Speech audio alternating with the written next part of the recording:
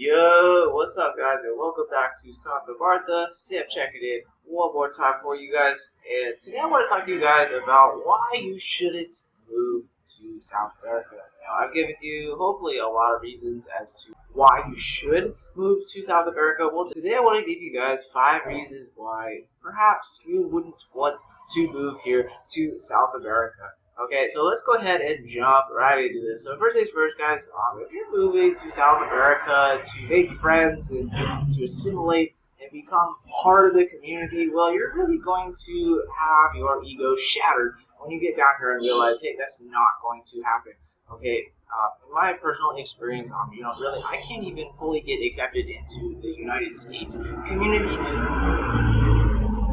and accordingly, I definitely will never become fully assimilated here as a South American. They're never going to look at me as a South American person. To kind of give you an example of what I'm talking about here, check out this receipt that I got recently from my landlord when I recently paid my rent.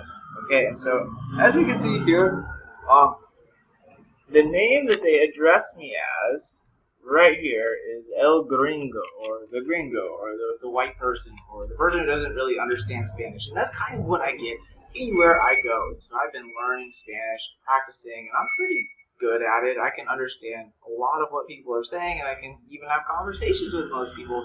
But regardless, everywhere that I go, my name is still the Gringo, and I'm the foreigner, the extranjero, and the point being is that if you want to move to South America to become part of the community, well, it's really, in my personal experience, not going to happen. Okay, and so that's the first thing. The second thing that you'll notice is that there's this stereotype of foreigners here in South America, or specifically United States foreigners, or people from the United States, that they're really rich. Okay, and so everywhere that you go here in South America, this stereotype is going to follow you. You're going to be, quote-unquote, rich. And you'll notice this immediately by the way people treat you and talk to you.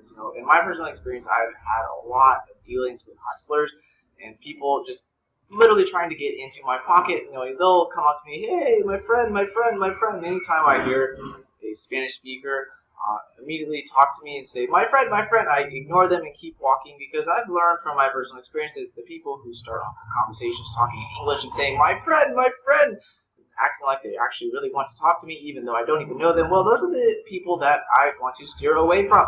But the point being here with this second point, while I'm rambling on it, is that there is a stereotype, and it is very true that if you are an American citizen, foreigner, really probably from other countries as well, that you are rich, okay? And so if you don't want to have that stereotype, specifically if you're not rich, like if you're like me and you really don't have that much money in the first place, well, South America might not be the best place for you to move, okay? So that's my second point. The third one, it's kind of ties into the second one, but let's go ahead and shout it out. You do not want to move to South America if you cannot stand up for yourself, okay? As I was saying, I've had so many random run-ins with hustlers, dealers, and even almost was kidnapped once. Video on that right here.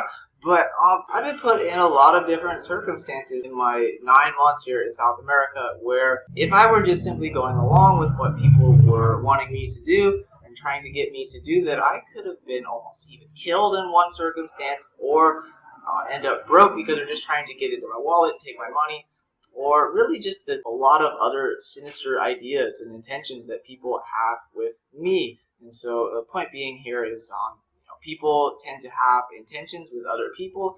And so this is something that I've kind of learned as I'm making friends here in South America, is if I meet a friend, odds are that they have an intention or reason for having me as their friend in the first place. So more often than not, it goes back to the second point, people will think I'm rich, and they'll keep me in their acquaintance simply because they think that I'm rich. They think that I'm going to bless them with money. And so that's one reason why you need to be able to stand up for yourself. And there are countless reasons that you'll need to be able to do this. And especially if you are a foreigner, somebody who speaks English, you're going to want to learn some Spanish.